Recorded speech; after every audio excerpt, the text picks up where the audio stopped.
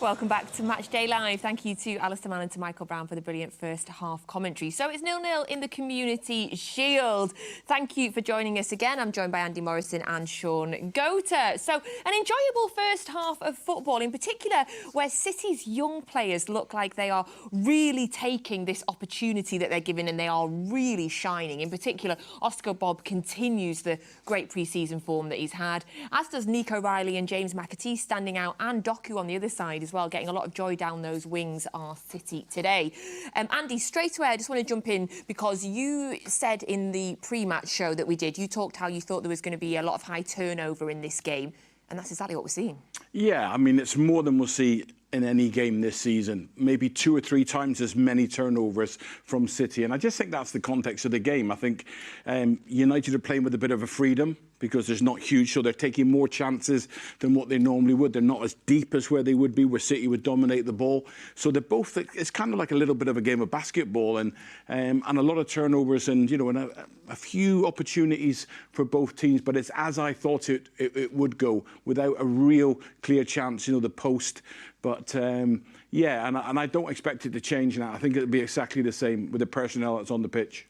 Is rustiness playing into those, the number of turnovers we're seeing, Shaun? Yeah, it's probably how I describe it. It's because it's pre-season and players have to get their rhythm.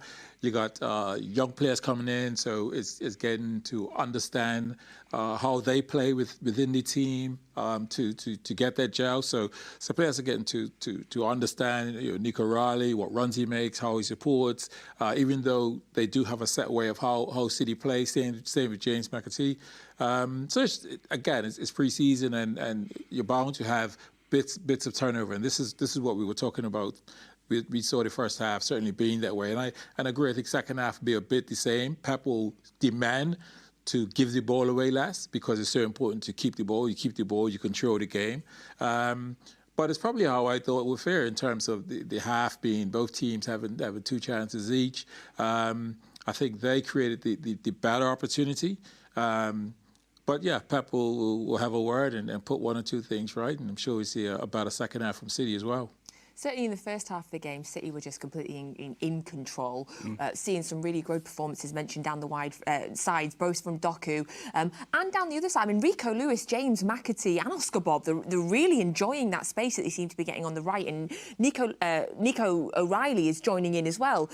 In terms of those sort of wing performances, tell us how you saw Oscar Bob and what you made of his first half. Well, there was a couple of occasions where, you know, he slows you up. He's got that skill of slowing you down, and Doku does the same, and then it's an explosion. And if you're blessed with pace, you want to get the defender static, and then you explode. And you know, and he's shown a couple of moments when he came inside. There was a brilliant bit of play where I think he put Martinez and then Johnny Evans, both of them on their backside, and then you're looking for that, as we said, that Mahrez feel into the far corner, and that was just that little bit that was missing at the end. But you know, you've got to have real quality to be able to get into that final moment. On the other side, Doku, you know, he squares you up, and you know, I think if you're a defender on the right side of a 3, and it was Maguire, once he goes past Dalot, you're in trouble. And for me, you just keep going backwards and try and force him inside, because if you square up against him, he's just going to destroy you on the outside. And then we were looking at the movements after that, and there were 2, I think there was 2 runs, and O'Reilly made the same run as Haaland, and one of them should have just popped out for the pullback, and it would have been a chance. But yeah, it's been open, and United have had, you know, 2 or 3 really good opportunities. And, you know, if we had a tactics board and I could show and explain why it was so easy for United to get into those positions, and that's down to the detail of the press from the younger boys. So there's a real positive in what they've done in possession, but there was a couple of times where O'Reilly and Bob went off, and I was talking to Shaun about it while it happened, and they were passive presses. They weren't structured. So if you're going to go and you're going to go hard, you go and foul or you stay.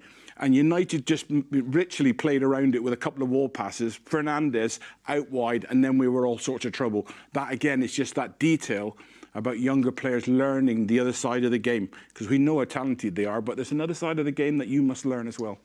Sorry, say again then, Andy, passive pressing. What's that? It was too passive. They just jogged out there. You know, I think they jogged towards Martinez. He just played the ball inside of Johnny Evans, and then and then O'Reilly came, and then he was able to turn and play. If he can turn and play a forward pass, just stay in it and protect. The ball got played pass into Fernandez, who turned, then went wide, and then we were in all sorts of trouble. We don't get exposed like that because the detail is there for the players. And I think we're one of the best teams in world football at stopping the opposition, breaking us. The amount of times that the opposition win the ball and then bang, we're all over them with a structured press.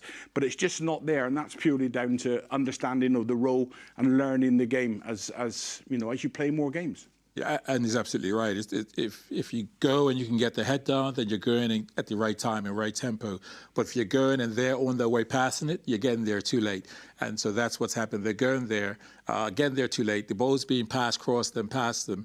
The second one's going, it's being passed across them, and therefore then there's gaps that are appearing. And you're in trouble, Shaun. I mean, you're in trouble because then, you know, they got the overloads and are able to run at you. But I wanted to pick up on the Rico Lewis one because sometimes he's out wide in normal, natural fullback position, but there are times when O'Reilly drops down a little bit level with Kovacic, and he ends up being in the 8 position, slightly higher and inverted, and that, I think, is where City can get some joy when they get him in those little pockets, to get him receiving the ball, to drive in, whether that's to find a pass or drive in and create stuff. So the once or twice he's been in those positions, he's not received it as many times as he should do, because he's picked up great little positions, but that's because O'Reilly sort of dropped level down with Kovacic.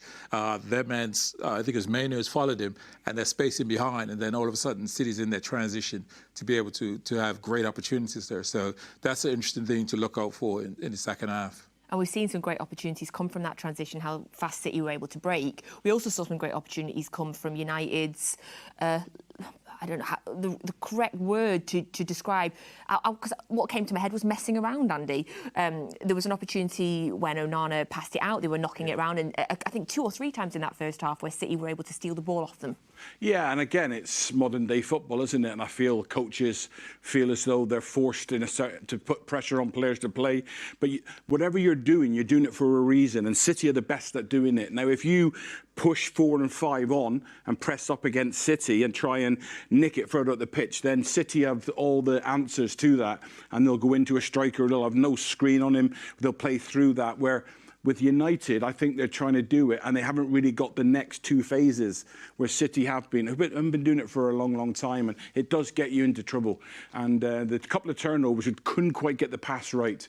But let them keep trying. Let them keep trying. Absolutely. Because it is hard unless you've mastered it, and your goalkeeper is then able. Because, like I said, eventually, if you get it right, then your 9 should have no screen, and that's where you can play from there. And City do it very well. United are trying to do something that I don't think is familiar to them. Well, absolutely. I think United, they try to play out in the sort of their first phase, but because the players don't have a pattern that they all understand, they're playing a bit off the cuff. So a player's receiving the ball, and then he's having to beat a player. Whereas when City play out, players understand if I go inside, someone's now filling that space that I've just left. And then you get the right balance of rotation. United are not quite got that. So when they come out, the odd time when they come out, sometimes it's through a good bit of skill rather than this was meant to be. But it's saying that at the time they did get up into the final third, it was an overlap by Fernandez, I think it was, and he created that space, that created that opportunity. So they're not as tidy in terms of their build-up. So this is where City can capitalise if they get the press right in terms of not going a bit slow and off it. But when they do go and be backed up to be able to win in pinch balls, and it could cause United trouble. Yeah, I think it was the James McAtee shot that it had come from the City winning the ball, and he had a lovely shot there that just hit the post there. Nothing more he could do with that. But really enjoyable first half of football. I'm really enjoying, as I'm sure you all are, some of the standout performances from the young players as well. I mean, At full-time, I'm desperate to talk about Nico Riley. I've been picking both their brains throughout the first half, trying to decide where his best position is on the pitch, and I've been really enjoying watching him as well, but we'll definitely get to that. But we've got to quickly tell you about something, because Manchester City and OKX's latest exciting campaign is Unseen City Echoes of Blue.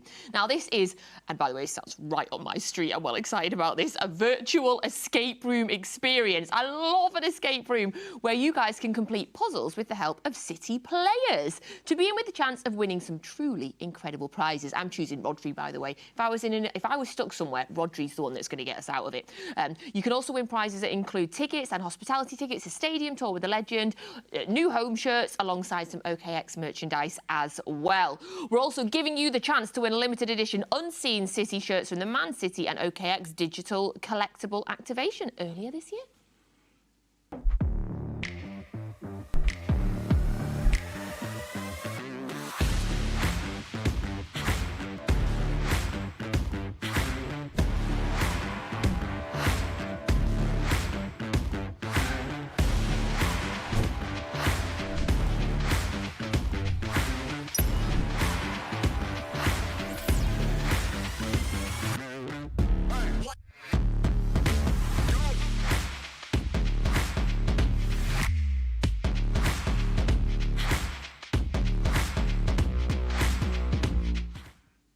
Unseen City Echoes of Blue. You can expect me to be right on that at the end of this game. So we are only a few minutes away from the second half. What are you expecting from City in the second half? Is it more of the same, or is there anything you'd like to see a bit different, Shaun? I think Pep will want them to keep the ball, have velocity transition, because that's when United can become a threat. Can they improve on the press when we go with the right back up? So if I go as a winger, then is the fullback then coming down, or is the midfielder coming out to that player? Get the press right, because then we could win balls from there and perhaps have opportunities. So along with those things is keeping a good tempo about their game, and they'll create chances. In terms of substitutions, Andy, because of course there's some players on the bench that will not have had any competitive minutes.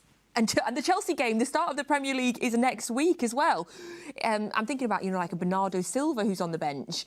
Are you expecting any changes at half-time? Or are you expecting some of these players that haven't had competitive minutes yet to, Nathan Ake, someone to get a run out at some point? Yeah, it's a great question, that, because it'll be down to the sports scientists. I really believe that leading into this game. I think the manager will have been told before the game, this is how long I want him to play. This is how I'd like him to come on for maybe 20, 25 minutes, and then we'll build it through the week into the Chelsea game. So I think we'll see that, and I think that could play a huge part in the game, how that goes. Sometimes, we've seen it before when De Bruyne came on Newcastle earlier in the season, and how he can change it, but it can also have an adverse effect where you lose all rhythm.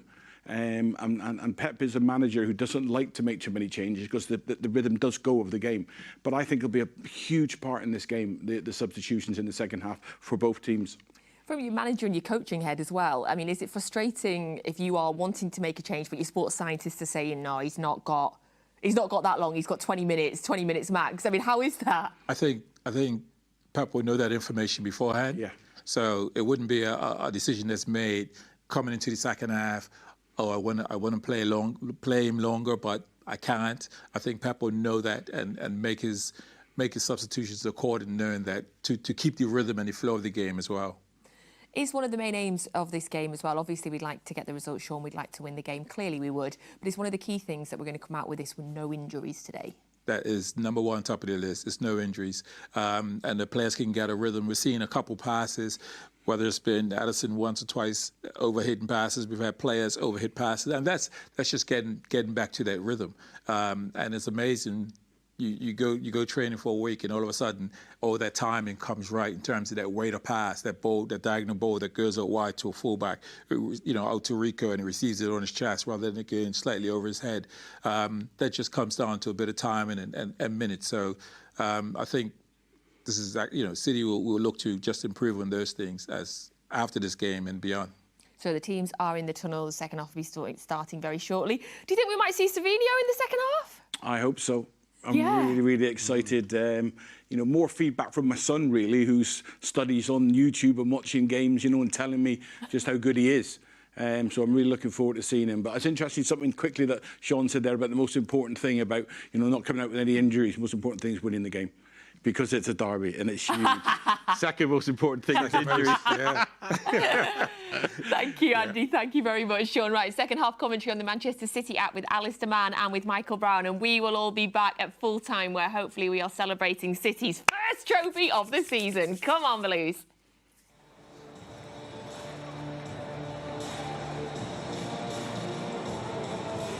Welcome back to Wembley Stadium. Doesn't surprise me that Andy Morrison is saying the most important thing to do is win today. I played golf with him last week. Winning is everything, taking part is not. Anyway, there doesn't look to be any changes at this moment in time. There are plenty of potential replacements who could come on in this game, but it looks as though it's the same 22 that began this Manchester derby at Wembley. Just a reminder that there is no extra time in the Community Shield. It would go straight to penalties if it's level. The most recent example of that was 12 months ago, of course, when City and Arsenal ended all square, and that went to